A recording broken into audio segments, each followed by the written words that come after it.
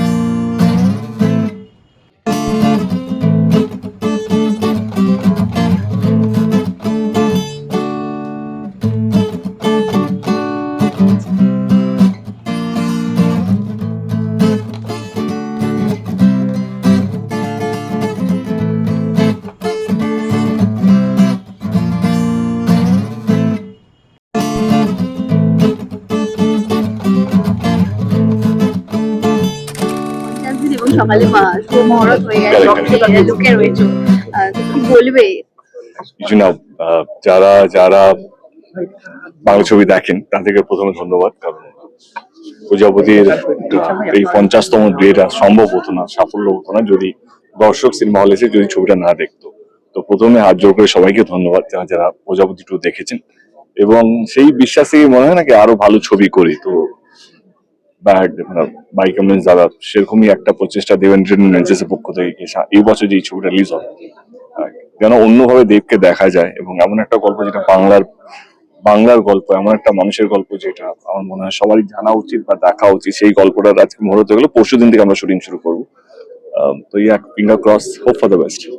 মাঝখানে রেকিও করেছিল শুটিং এর জন্য। অনেক দিন এই ছবিটা অনেক রেখি, অনেক কিছু চলছে, কারণ ইটস ভেরি কি বলবো স্পেশাল সাবজেক্ট, এবং we don't want to go wrong. আমাদের টেকনিক্যাল টিম, কারণ রাস্তা, ওরকম রাস্তা, ব্রিজ, জল, মানে যেহেতু পুরো নর্থ বেঙ্গলেই শুটটা হবে, সেই অ্যাম্বিয়েন্সটা যেন লোকে যেন ওই ওয়ার্ল্ডটাকে বিলিভ করতে পারে কি একটা সময় সত্যি এটা হতো। তো তার জন্য একবার নয়, আমরা কয়েকবার একই করতে গেছি, আবার যাবো। তো finger cross, we are very excited as a team.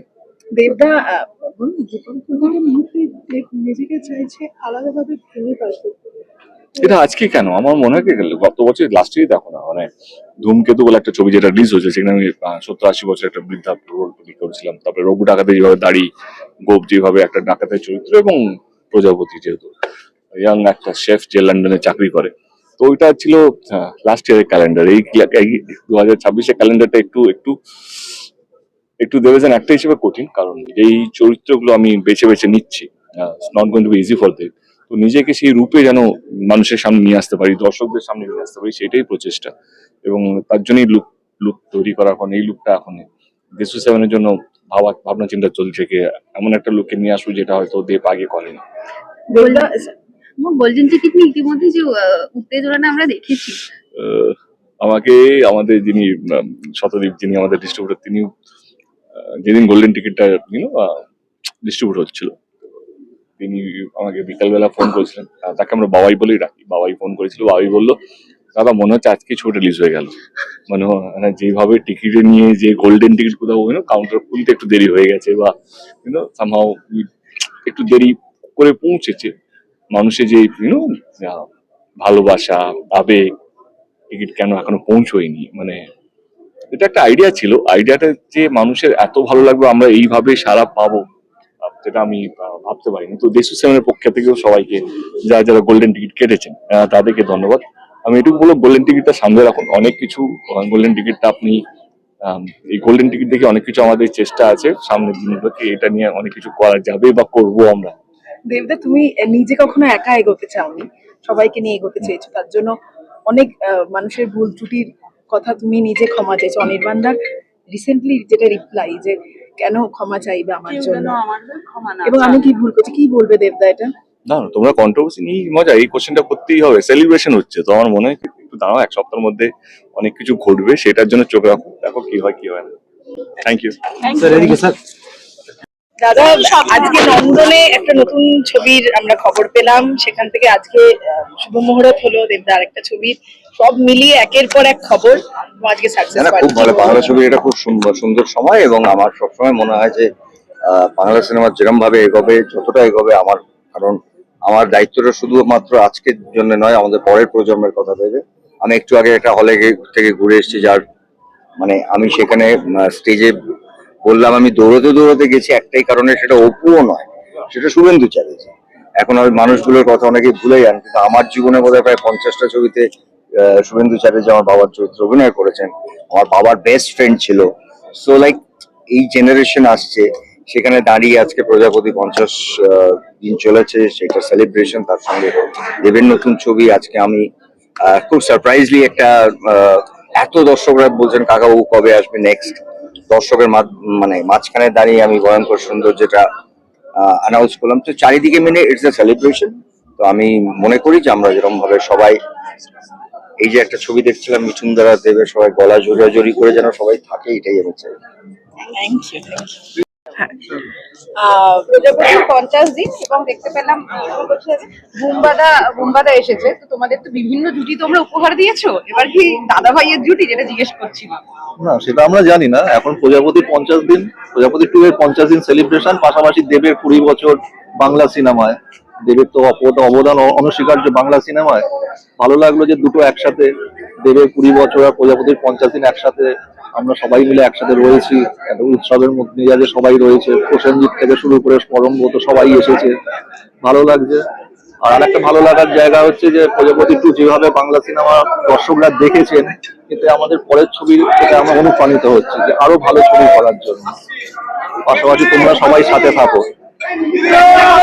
Success party নিয়ে এখন নানান কথা হয় যে আদৌ সাকসেস কিনা, তার আগে পার্টি হয়ে যাচ্ছে, কিন্তু আমার মনে হয় প্রজাপতি 2টা আক্ষরিক অর্থেই সাকসেস পার্টি। এটা নিয়ে কি বলবো, কারণ এটা নিয়ে অনেক কথা বলে।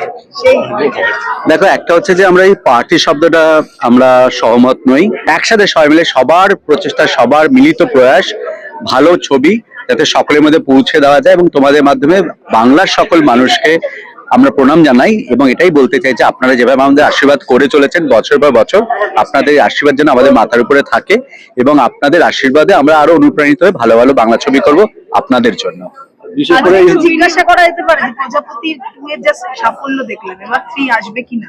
না, সেটা জানি না। আপাতত এই বছরে তো আমরা টনিক ট্যুর প্ল্যান করছি, টনিক 2 আসছে, প্ল্যান করছি, মানে টনিক 2 ডিসেম্বরে শীতের ছুটিতে আসছে, এবং ওটা নিয়ে এরপরে চিন্তা ভাবনা শুরু হচ্ছে বা হবে। আর সবচেয়ে ভালো লাগার ব্যাপার যে ইন্ডাস্ট্রির সেই শ্রীকান্ত মমতা, রানা সরকার থেকে শুরু করে সবাই আমাদের পাশে, প্রজাপতি 2 এর পাশে, বুম্বাতে প্রসেনজিৎ থেকে পরমব্রত থেকে সবাই রয়েছে। ভালো লাগে যে সবাই মিলে একটা ভালো ছবির পাশে রয়েছে। সিনিয়র পরিচালক হরনাথ দা ছিলেন, কৌশিকদা এসেছিলেন, এবং আরো অনেকেই আসছেন। তো আমাদের খুব ভালো লাগছে আমরা সবাই মিলে একসাথে আজকের দিনটা সবাই মিলে একসাথে সেলিব্রেট করছি। Thank you so much. তুমি তো নানা রকম জুটি এনেছো, এবার কি তুমি ভাইয়ের জুটি আনবে? নানা রঙের জুটি এনেছে, দুই ভাইয়ের জুটি আসবে এবারে? আমরা তো ভাই, অনস্ক্রিন আসতেই পারে, ডিরেক্টরের উপর ডিপেন্ড করছে। আসবে, ডেফিনেটলি আসবে।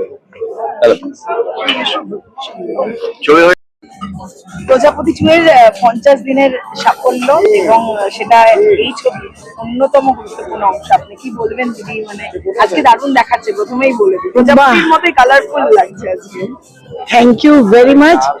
আজকের দিনে এটা শুনতে পেরে তো আরো ভালো লাগছে। আজকে তো খালি ভালো লাগারই দিন, আর কি বলবো বলো। 50 দিন মানে তো প্রত্যেকে দেখো মুখে কিরম হাসি।